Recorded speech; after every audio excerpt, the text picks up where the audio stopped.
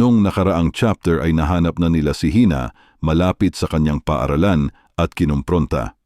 "Makipaglaro ka muna sa akin," wika ni Nozomi.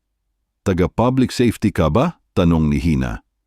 Pero bago pa matapos ang sinasabi ni Hina, ay umatake na si Nozomi ng low kick.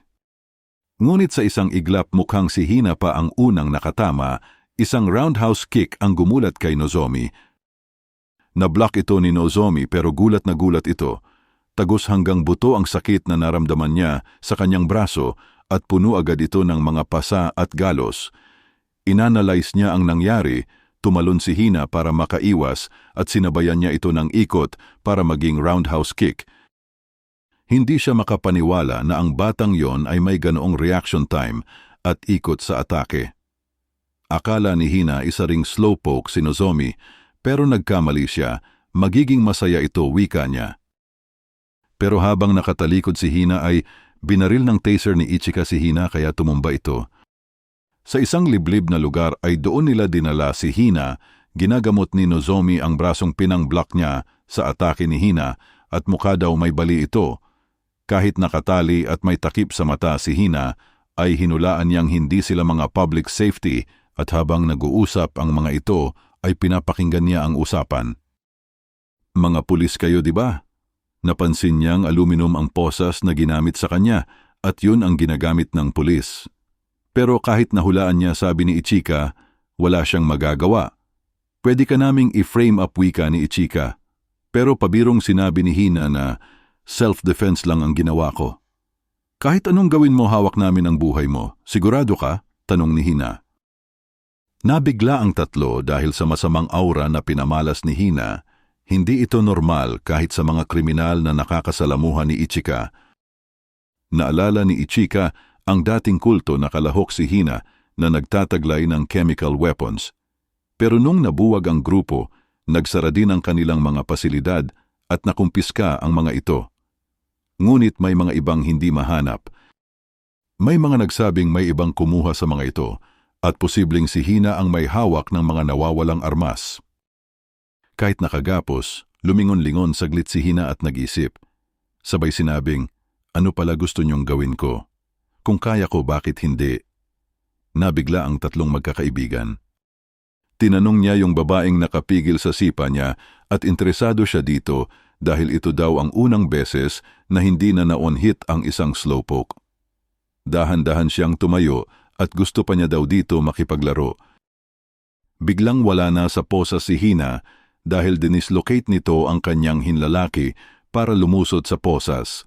Sinabi niya na kung pwedeng gusto pa niya pumasok sa school kung maaari. Tanong niya, "So ano pala ang ipapagawa niyo?" Habang tulala pa rin ang tatlo sa nangyari.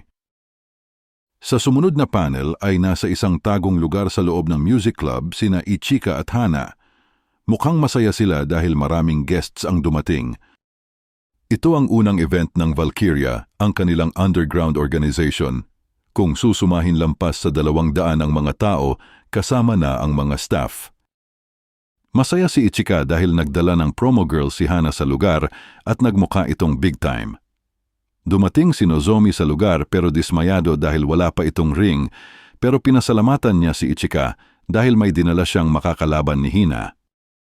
Dumating na rin si Hina ang Revolution Princess, pero naka-uniform pa ito at mukhang kagagaling pa sa school. Dumating na rin ang kanyang makakalaban, ang tinaguriang The Hair Racing Killing Machine, Momose Mihina. Nagkomento ito, "Si Ichika may underground org na? Ano na nangyayari sa mundo?" Mukhang parehas sila ng laki, wika ni Nozomi. "Nadampot ko noon si Momose," wika ni Ichika, dahil mahilig din yan sa away. Top 16 siya sa mga judo tournament sa Japan at nung na-drop out siya sa high school ay pumasok siya sa isang karate dojo at na-promote sa first dan, full contact karate doon, diba? Baka matibay siya. Naghahanda na rin magsimula ang laban, si Hina ay patalon-talon sa face-off at si Momose naman ay seryoso lang. Gumawa sila ng coupons na parabang chips sa kasino. May iba-iba itong halaga na parang pera. Binibenta ito sa mga customer para ipampusta sa laban at pwede mo itong ipalit para hindi direktang cash ang transaksyon sa mismong laban. At kung sakaling makumpiska ito ng mga pulis, ay wala itong halaga, win-win sa atin ang ganitong paraan. Naghahanda na rin ang dalawang magkalaban, si Momose na 162 centimeters na may bigat na 52 kilos, si Hina ay 161 centimeters at may bigat na 50 kilos. Halos match ang laban. Pero pagkasinyas ng go, isang mabilis na suntok sa solar plexus ang binitawan ni Hina, nangyari ito sa isang iglap lamang. Gulat ang lahat sa nangyari, lalo na ang tatlong magkakaibigan. Biglang namilipit sa sakit si Momose at tumumba na lang siya sa sahig at hawak ang kanyang sikmura. Pinuntahan agad ito ng referee upang tignan kung kaya pa niyang lumaban, pero iwinasiwas na ang kamay, panalo agad si Hina. Habang nasa sahig ang kalaban, ay nagse-celebrate na si Hina sa kabilang panig. Gulat si Ichika dahil hindi daw dapat basta-basta si Momose dahil isa itong contender. Ganun lang yon, wika ni Nozomi. Mukhang mahihirapan kaming hanapan siya ng kalaban simula ngayon. Sino ba namang gustong lumaban dito sa maliit naming organisasyon? Isang perfect revolution handog sa inyo ni Hongo Hina. Nagustuhan niyo ba ang laban habang nakahawak siya sa mic? Dismayado si Hina sa laban at gusto niya sanang makakalaban ng mas mabibilis pa. Baka mas malakas, wika ng ibang audience.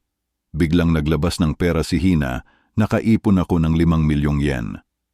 Kung sa Philippine pesos, kulang 2 milyon ito. 5 milyong yen sa kahit sinong makakatalo sa akin, kahit sino pwede, sigaw ni Hina sa mic. Biglang nag-erupt ang mga tao sa venue at lahat ay nag-iingay.